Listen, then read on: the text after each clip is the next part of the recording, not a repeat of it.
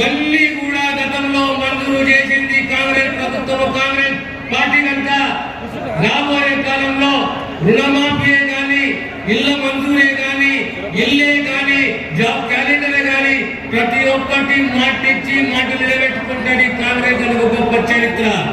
జాతీయ స్థాయిలో కూడా 5 గ్యారెంటీలు కాంగ్రెస్ పార్టీ జాతీయ స్థాయిలో వాగ్దానం చేసింది. మీ అందరికీ తెలిసిన విషయమే. కనుక మీ అందరితో కోరేది ఒకటే, 17 సీట్లలో ఖచ్చితంగా మీ ఆశీస్సులతోటి 14 సీట్లు మనం గెలవాలి. ఆ దిశగా మన కృషి ఉండాలని చెప్పి మరొక్కసారి మీతో విజ్ఞప్తి చేస్తూ హస్తం గుర్తుకు కాంగ్రెస్ పార్టీకు ఓటేసి వేయవలసిందిగా ప్రార్థిస్తూ సెలవు తీసుకుంటాను.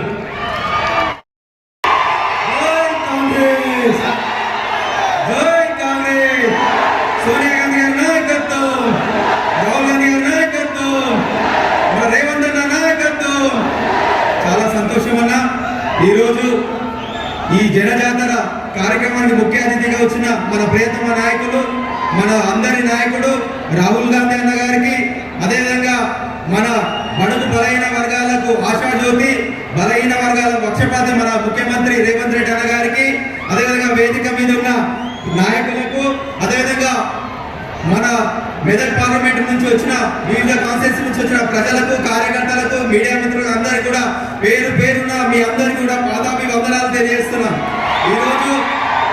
ఈరోజు ఒక బడుగు బలహీన వర్గాల బిడ్డకు, ఒక పేదింటి బిడ్డకు అవకాశం కలిగించిన పార్టీ కాంగ్రెస్ పార్టీ. ఎందుకంటే గతంలో కూడా ఈ ప్రాంతం నుంచి ఇందిరాగాంధీ గారు ఎంపీ చేసి ప్రధానమంత్రి అయిన గడ్డ నుంచి ఒక పేదింటి బిడ్డకు అవకాశం కలిగించిన పార్టీ కాంగ్రెస్ పార్టీ.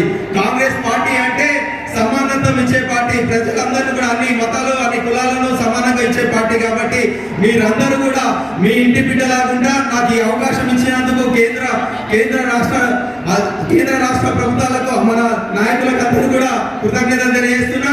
అదేవిధంగా మీ అందరినీ కలుపుకోవే బిడ్డలాగుండా మీకు మమేకమై ఉండి ఈ ప్రాంతంలో రాష్ట్ర ప్రభుత్వం నుంచి, కేంద్ర ప్రభుత్వం నుంచి వచ్చే నిధులు తీసుకొచ్చి ఈ ప్రాంతాన్ని అభివృద్ధి చేసే బాధ్యత తీసుకుంటానని చెప్పి తెలియజేస్తున్నా. మీ ఇంట్లో ఒక బిడ్డలాగా, మీ కొడుకులాగా అందుబాటులో ఉండే నాయకులాగా ఉంటానని తెలియజేస్తున్నా. మే 13వ తారీఖు జరిగే ఎన్నికలలో 1వ నెంబర్, సీరియల్ నెంబర్ 1వ నెంబర్ చేతి గుర్తుకు ఓటేసి గెలిపేయాలని మనస్ఫూర్తిగా చెబుతున్నా. చేతి గుర్తుకే, చేతి గుర్తుకే, చేతి గుర్తుకే. ధన్యవాదాలు. మన ప్రియతమ నాయకులు, తెలంగాణ ముఖ్యమంత్రి, మన అభిమాన నాయకుడు రేవంత్ రెడ్డి గారు ప్రసంగించాల్సిందే.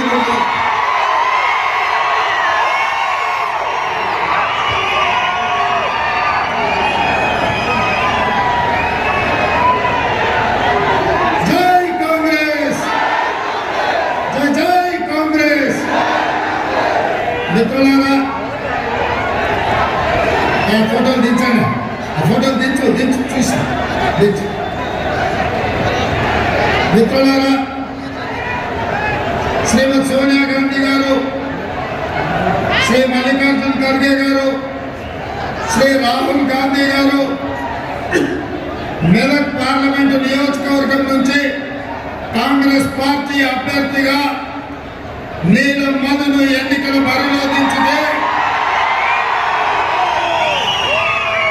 మన అభిమాన నాయకుడు కన్యాకుమారి నుంచి కశ్మీర్ వరకు 150 రోజులు 4000 కిలోమీటర్లు మండు టెండలు, మంచు కొండల్లో పాదయాత్ర చేసి, అదేవిధంగా మణిపూర్ నుంచి ముంబై వరకు 6700 కిలోమీటర్లు యాత్ర చేసి ఈ దేశంలో ఉన్న దళితులు, గిరిజనులు, ఆదివాసీలు, మహిళలు, మైనారిటీలు, విద్యార్థులు, నిరుద్యోగుల, యువకుల యొక్క గుండె చప్పుడు విని ఈరోజు మెదక్ పార్లమెంటులో నీలం మధుని గెలిపించడానికి, మనకు అండగా నిలబడడానికి శ్రీ రాహుల్ గాంధీ గారు విచ్చేసి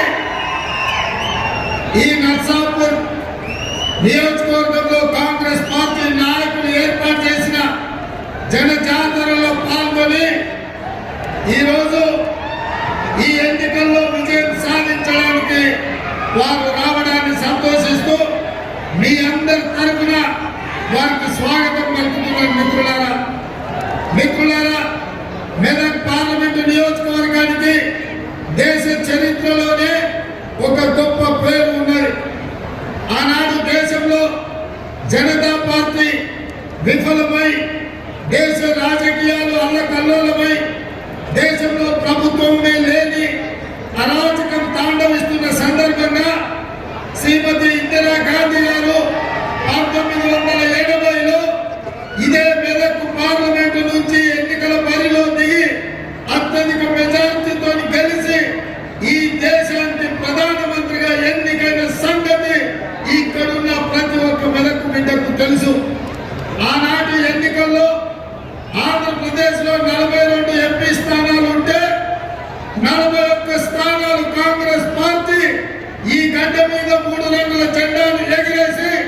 దేశానికి ప్రధానమంత్రిగా శ్రీమతి ఇందిరాగాంధీ గారు నాయకత్వం వహించారు.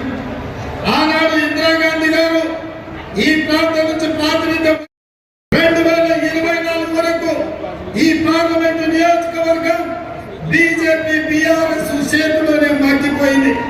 అందుకే ఈనాడు ఈ ప్రాంతానికి విముక్తి కలిగించే అవకాశం మీ చేతుల్లో ఉంది.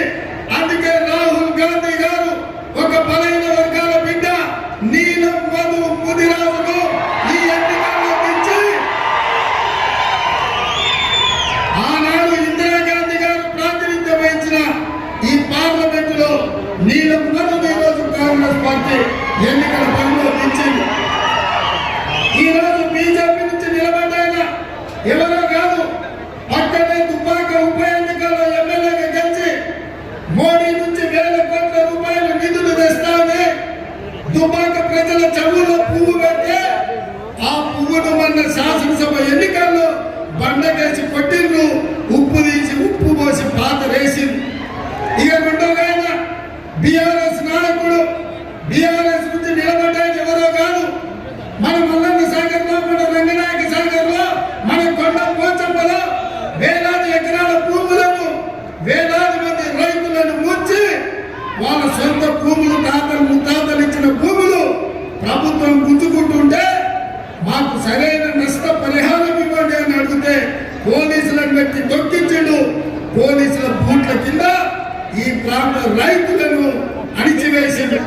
ఇవాళ మన మీద కేసులు బట్టి మన భూములు గుంజుకొని మన ప్రాంతం మీద ఆధిపత్యం వహిస్తున్న వెంకట్రామరెడ్డిని ఓడించాల్సిన బాధ్యత కేసీఆర్ హరీష్ రావుకు గుణపాఠం చెప్పాల్సిన బాధ్యత మెదక్ జిల్లా యువకుల మీద ఉన్నది, ఈ ప్రాంత రైతుల మీద ఉన్నది అని చెప్పి నేను ఈ సందర్భంగా గుర్తు చేస్తున్నా.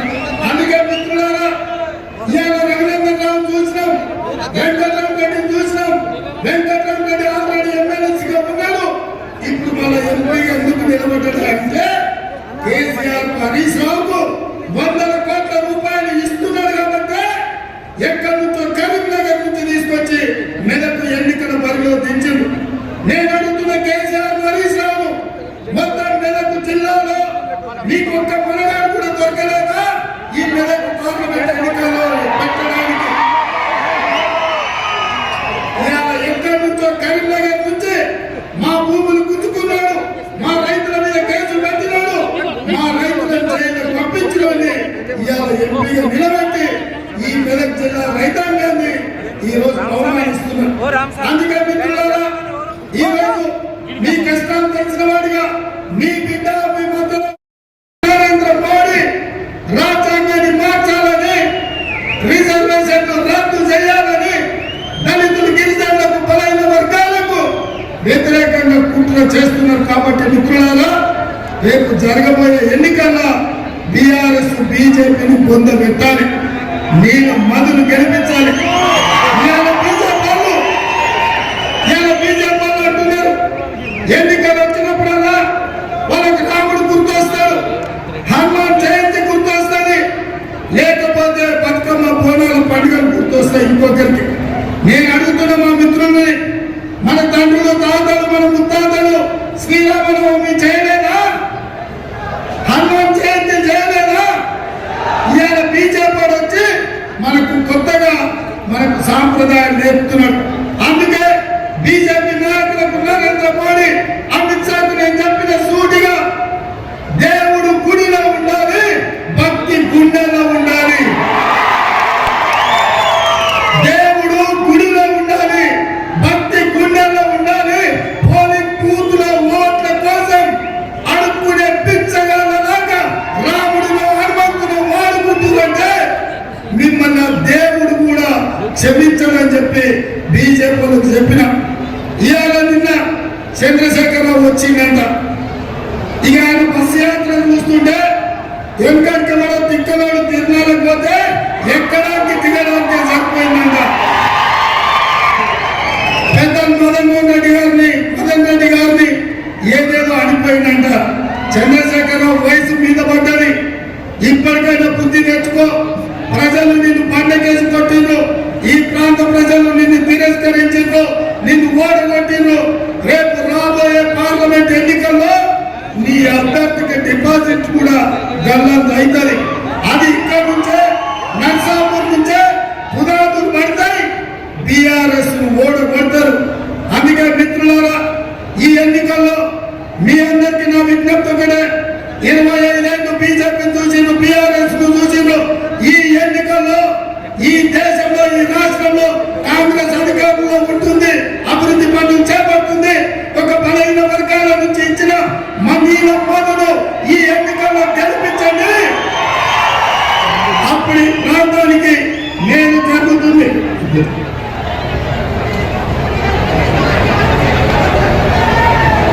సోనియా గాంధీ గారు మనకు ఖమ్మంలో బయ్యారం ఉప్పు కర్మాగారం ఇచ్చిండు. మోడీ మనకి ఏమిచ్చిండు? ఖమ్మంలో మనకు ఉప్పు కర్మాగారం అడిగితే మోడీ ఇచ్చింది కాదు గుడ్డు. మనము వరంగల్లో రైల్వే కోచ్ ఫ్యాక్టరీ అడిగితే మోడీ మనకి ఇచ్చింది కాదు గుడ్డు. ఐటీఆర్ మనం అడిగితే మోడీ ఇచ్చింది కాదు గుడ్డు.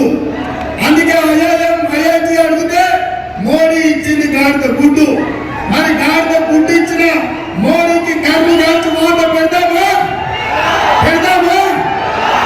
నేను బీజేపీ ఏం తెచ్చిందంటే మీరు అన్నారు గాడిద గుడ్డ అన్నారు.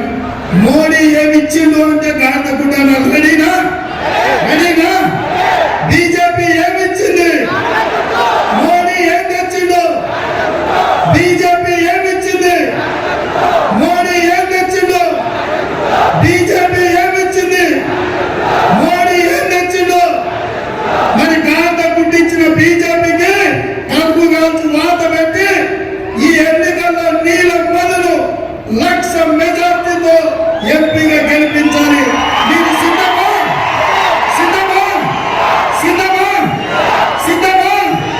నేను 1,00,000 అంటే మీరు పక్కా అనాలి. 1,00,000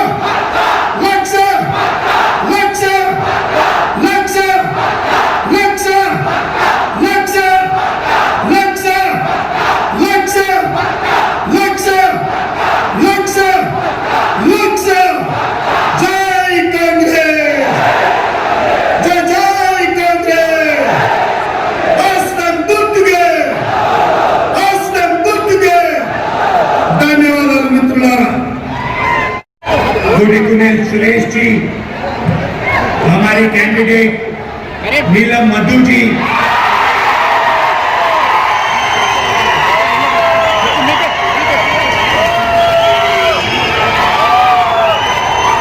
स्टेज पे कांग्रेस पार्टी के वरिष्ठ नेता,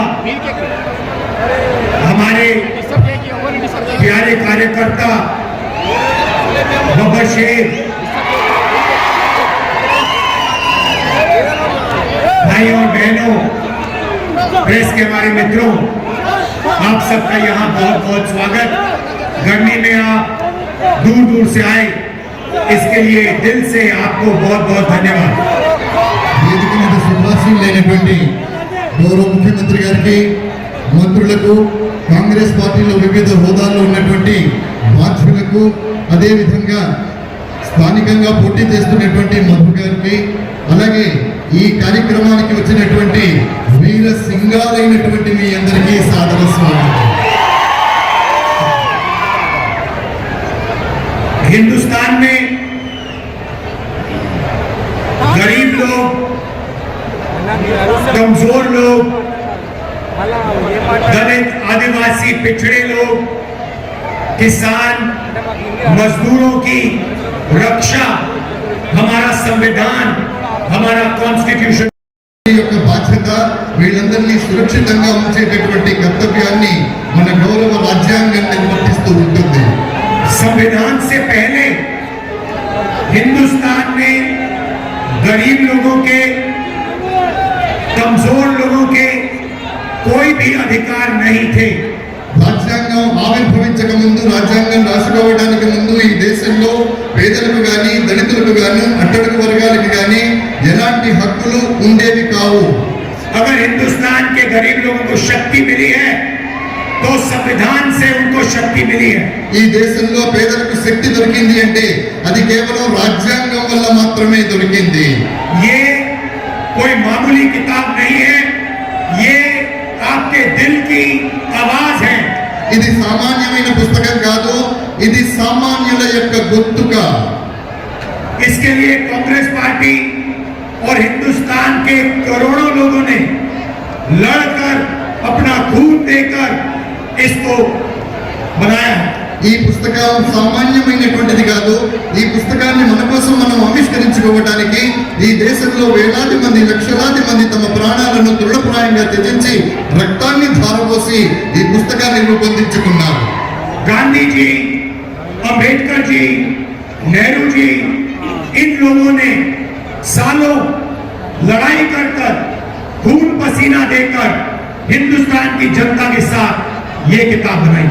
మహాత్మా గాంధీ గారు, అంబేద్కర్ గారు, జవహర్లాల్ నెహ్రూ గారు వీరంతా కూడా సంవత్సరాల పాటు శ్రమపడి చెమటోడ్చి ఈ పుస్తకాన్ని ఆవిష్కరించేందుకు, రూపొందించేందుకు తమ సహకారాన్ని అందించి ఈ దేశానికి పుస్తకాన్ని అందించగలిగారు. और इस चुनाव में बीजेपी के लोगों ने साफ कह दिया है, उनके नेताओं ने, बड़े बड़े नेताओं ने कह दिया है कि वो इस संविधान को बदल देंगे, खत्म कर देंगे, फेंक देंगे। స్నేహితులారా, ఇప్పుడు చెబుతూ ఉన్నారు. ये चुनाव दो विचारधाराओं के बीच में है।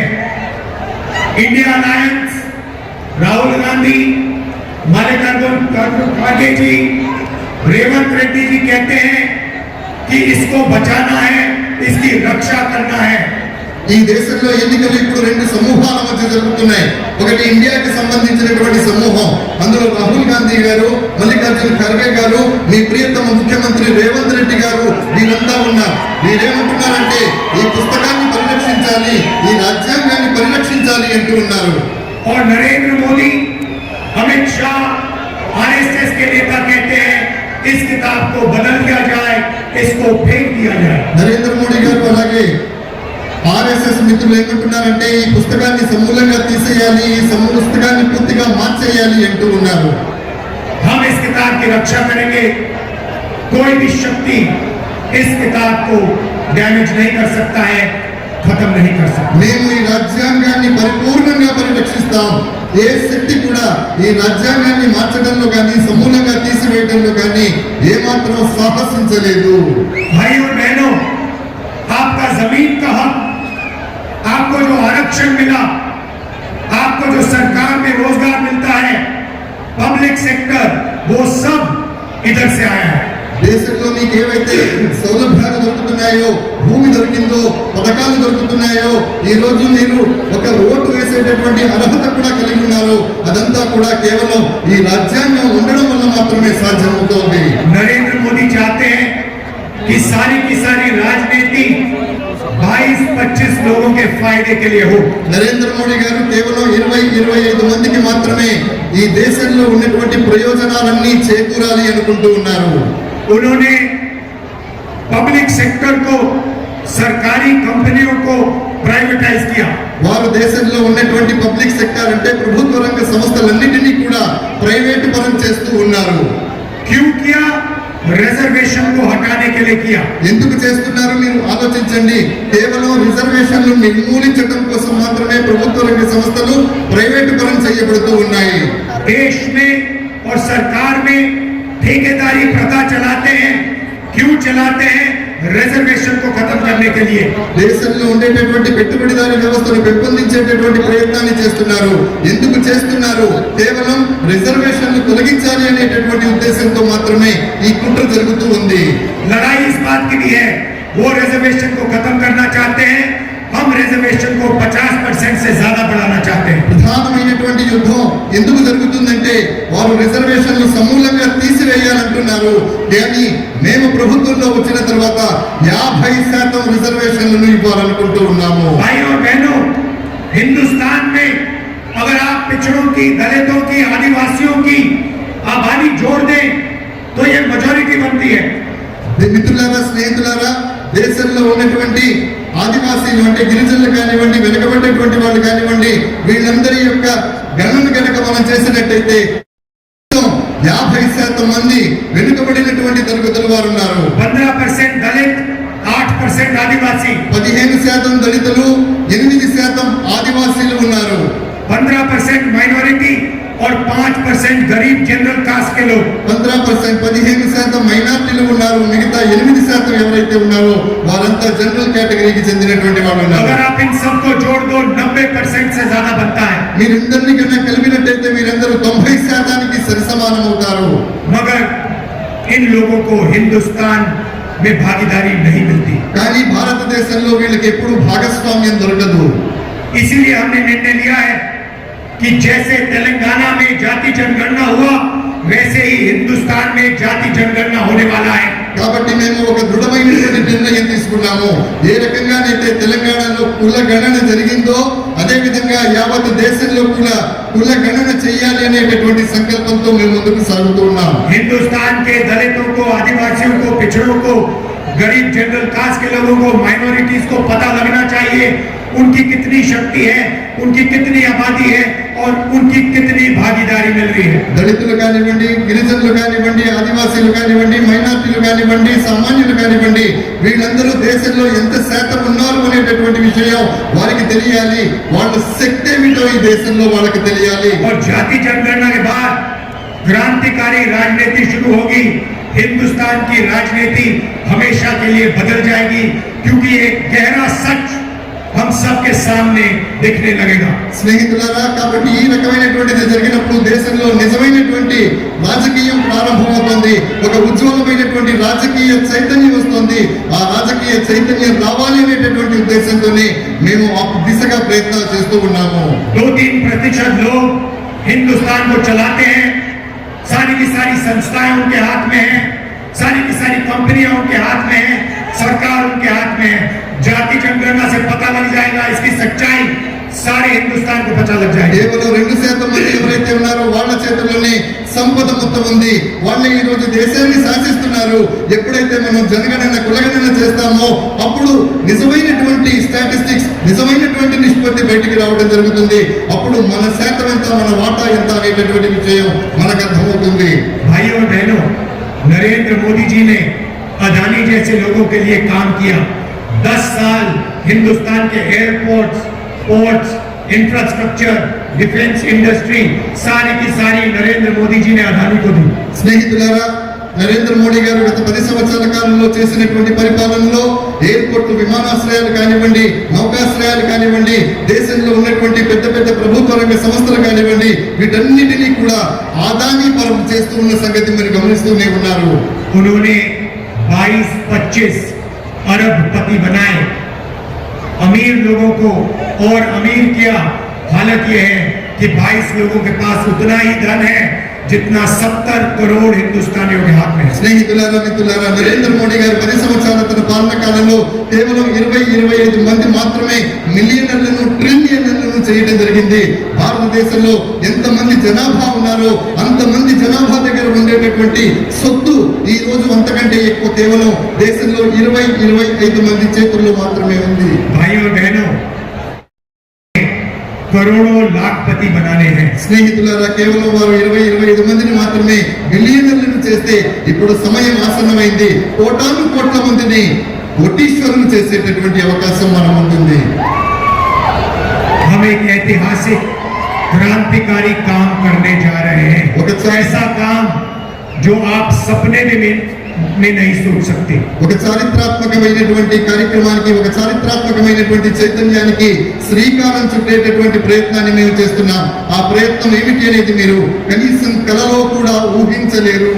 आपने ऐसा सपना भी नहीं देखा होगा जो हम करने जा रहे हैं, जो हम सच्चाई में आपको देने जा रहे हैं. మేము ఏదైతే చేయాలనుకుంటున్నామో అది మీరు కలలోనైనా ఊహించి ఉండరు. కానీ వాస్తవం చెప్తున్నాను, అది వాస్తవంలో రూపుదాల్చబోతుంది. దాని స్వప్నాన్ని మేము సాకారం చేసి చూపిస్తాము. ऐसा काम दुनिया की किसी सरकार ने आज तक नहीं किया. ప్రపంచంలో ఏ ప్రభుత్వం కూడా ఇలాంటి పని ఇప్పటి వరకు చేసి ఉండలేదు. और इसके बाद दुनिया की सारी सरकार यही काम करेंगी. ప్రపంచంలో ఉన్నటువంటి ప్రతి దేశం కూడా మనం చేసేటటువంటి కార్యక్రమం లాంటి కార్యక్రమాలే చేయబోతుంది. भाइयों बहनों, हिंदुस्तान के सारे गरीब परिवारों की लिस्ट बनेगी। దేశంలో ఉన్నటువంటి ఎంతమంది నిరుపేదలు ఉన్నారో వాళ్ళందరికీ సంబంధించినటువంటి ఒక జాబితా రూపొందించబడుతుంది। हर गांव में जाकर, कस्बों में जाकर हम गरीबों के नाम लिस्ट में डालेंगे। తెలంగాణలో ఉన్నటువంటి మారుమూల ప్రాంతాలలో, మారుమూల గ్రామాలలో కూడా మేము వెళ్ళడం జరుగుతుంది। అక్కడ ఉన్నటువంటి ప్రతి పేదవాడి యొక్క పేరుని, చిరునామా మొత్తం కూడా ఆ జాబితాలో పొందుపరుస్తాం। किसान के परिवार, मजदूर के परिवार, दलित, आदिवासी, पिछड़े, गरीब, जनरल कास्ट के लोग, सबसे गरीब लोगों की लिस्ट बनेगी। కార్మికులు, కర్షకులు, రైతులు, మైనార్టీలు, దళితులు, ఆదివాసీలు ఎవరైతే ఉన్నారో వీళ్ళందరికీ సంబంధించినటువంటి ఒక పరిపూర్ణమైనటువంటి నివేదిక, జాబితా రూపొందించబడుతుంది। हर परिवार में से एक महिला का नाम चुना जाएगा ప్రతి కుటుంబం నుండి ఒక మహిళ పేరును ఎంపిక చేసుకోవడం జరుగుతుంది। और उस महिला के बैंक अकाउंट में इंडिया गठबंधन की सरकार 10,000 नहीं, 50,000 नहीं, 70,000 नहीं, 1,00,000 रुपए बैंक अकाउंट में डालेंगे। ఏ మహిళ పేరైతే మనం ఎంపిక చేసుకుంటామో ఆ మహిళ పేరిట బ్యాంక్ లో అకౌంట్ తీయించబడి అందులో 10,000 కాదు, 50,000 కాదు, 70,000 కాదు, పూర్తిగా 1,00,000 రూపాయలు డిపాజిట్ చేయడం జరుగుతుంది। भाइयों बहनों, आप समझिए, सोचिए क्या होने जा रहा है। करोड़ों परिवारों को हर महीने 8,500 रुपए खटाखट हर महीने मिलने जा रहे हैं। స్నేహితులారా, రాబోయేటటువంటి రోజుల్లో ఇండియా గెలుపొందిన తర్వాత, అధికారంలోకి వచ్చిన తర్వాత దేశంలో ఉన్నటువంటి మహిళల బ్యాంకుల్లో 8,500 రూపాయలు ఖటాఖట్ గా జమ చేయబడతాయి। शिक्षा के लिए, स्वास्थ्य के लिए, भोजन के लिए पहली तारीख हर महीने आपके बैंक अकाउंट में 8,500 रुपए एक्स्ट्रा आएंगे। చదువు కోసం, వైద్యం కోసం ప్రతి నెల 8,500 రూపాయలు మీ అకౌంట్ లోకి రావడం జరుగుతుంది। महिलाओं के बैंक अकाउंट में ఆడవాళ్ళ, మహిళల యొక్క బ్యాంక్ అకౌంట్లలో एक झटके से हिंदुस्तान में, तेलंगाना में गरीबी को हम मिटा देंगे। ఒక్క దెబ్బతో దేశంలో, తెలంగాణలో పేదరికాన్ని సమూలంగా నిర్మూలించడం జరుగుతుంది। में सरकारी ऑफिसेज में हिंदुस्तान के सारे बेरोजगार युवाओं को हम अधिकार देने जा रहे हैं। 1 साल की नौकरी, बेहतरीन ट्रेनिंग और 1 साल में 1,00,000 रुपए आपके बैंक अकाउंट में। మిత్రులారా, ఏ రకంగానైతే చెప్పడం జరిగిందో అంటే ఈ కంపెనీలు ప్రారంభించిన తర్వాత అందులో యువకులకు, అది ప్రైవేట్ సెక్టర్ కావచ్చు, పబ్లిక్ సెక్టర్ కావచ్చు, అందులో ఉద్యోగం ఇవ్వడం జరుగుతుంది।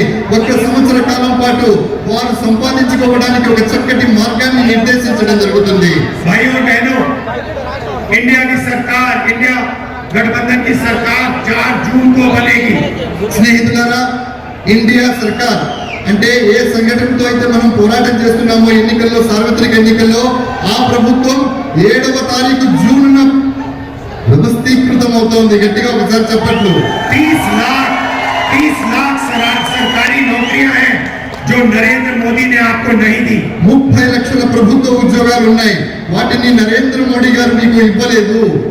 15 अगस्त तक हम इन पे कार्रवाई करके ये जो नौकरियां हैं आपके हवाले शुरू कर देंगे, देना शुरू कर देंगे। స్నేహితులారా, 15 ఆగస్టు అంటే స్వాతంత్ర దినోత్సవం రోజు నాటికి, 15 ఆగస్టు నాటికి ఈ ఉద్యోగాలు ఏవైతే ఉన్నాయో ఆ ఉద్యోగాలన్నిటినీ కూడా భర్తీ చేయడం జరుగుతుంది। भाइयों बहनों, किसानों को नरेंद्र मोदी ने खूब कम किया। మిత్రులారా, రైతులను నరేంద్ర మోడీ గారు చాలా వేధించారు। अरबपतियों का कर्जा माफ किया, किसानों का कर्जा माफ नहीं करते। కోటీశ్వర్లు ఎవరైతే ఉన్నారో, మిలియనర్లు ఎవరైతే ఉన్నారో వాళ్ళందరి యొక్క రుణాన్ని మాఫీ చేశారు, కానీ రైతుల రుణాలను మాత్రం మాఫీ చేయలేదు। हमारी सरकार आएगी, पहला काम किसानों का कर्जा माफ होगा। మా ప్రభుత్వం వచ్చిన వెంటనే మేము చేసే మొట్టమొదటి పని ఏదైతే ఉందో అది రైతుల యొక్క పరిపూర్ణమైనటువంటి రుణమాఫీ చేయబోతున్నాం. और आपको अनाज के लिए, धान के लिए, शुगर केन के लिए आज नरेंद्र मोदी सही दाम नहीं दिलवाते हैं. స్నేహితులారా, మనం పండించేటటువంటి ధాన్యానికి కానివ్వండి గారు సరైనటువంటి వ్యవసాయ ఉత్పత్తులకు ఇవ్వాల్సినటువంటి ధరను ఇవ్వడం లేదు. हम कानूनी मिनिमम सपोर्ट प्राइस मतलब कानून के मुताबिक आपको अनाज के लिए, धान के लिए, शुगर केन के लिए कम से कम दाम गारंटी करके मिलेगा. చట్ట పరిధిలో మేము ఖచ్చితంగా మీరు పండించేటటువంటి వరకు కానివ్వండి, చెరుకుకు కానివ్వండి, చట్టబద్ధమైనటువంటి మద్దతు ధర ఖచ్చితంగా ఇప్పించి తీరుతాము. भाइयों बहनों, मजदूरों को आज मनरेगा में 2250 रुपए मिलते हैं. స్నేహితులారా, మన్రేగా పథకంలో భాగంగా ఈ రోజు కార్మికులకు 250 రూపాయలు దొరుకుతూ ఉన్నాయి. सरकार आने के बाद उनको 400 रुपए मनरेगा के लिए मिलेंगे. అది వచ్చి ప్రభుత్వం వచ్చిన తర్వాత మన్రేగాలో భాగంగా 400 రూపాయలు కార్మికులకు ఇవ్వడం జరుగుతుంది. और जो आशा और आंगनवाड़ी में महिलाएं काम करती हैं, उनकी आमदनी हम दुगनी करने जा रहे हैं. ఎవరైతే ఆశాలో ఉన్నారో, అంగన్వాడీలో పనిచేస్తున్నటువంటి మహిళలు ఉన్నారో, వాళ్ళకు వచ్చేటటువంటి సంపాదన ఏదైతే ఉందో దాన్ని మేము రెట్టింపు చేస్తాము. గట్టిగా చప్పట్లు కొట్టండి. भाइयों बहनों, मैं आपको साफ बताना चाहता हूँ. స్నేహితులారా, సోదర సోదరీమణులారా, నేను మీకు స్పష్టంగా చెప్పాలనుకుంటున్నాను. एक लाइन में मैं आपको इंडिया सरकार के बारे में बताना चाहता हूँ. కేవలం ఒకే ఒక పంక్తిలో, ఒకే ఒక లైన్లో, ఒకే ఒక వాక్యంలో నేను ఇండియా जितना पैसा नरेंद्र मोदी जी ने हिंदुस्तान के अरबपतियों को दिया है, उतना ही पैसा हम हिंदुस्तान के गरीब लोगों के बैंक अकाउंट में डालने जा रहे हैं. ఎంత సొమ్మైతే నరేంద్ర మోడీ గారు కోటీశ్వరులకు, ధనవంతులకు, కుబేరులకు ఇచ్చారో అంత సొమ్మును మేము పేదల యొక్క బ్యాంకు అకౌంట్లలో వేస్తాము.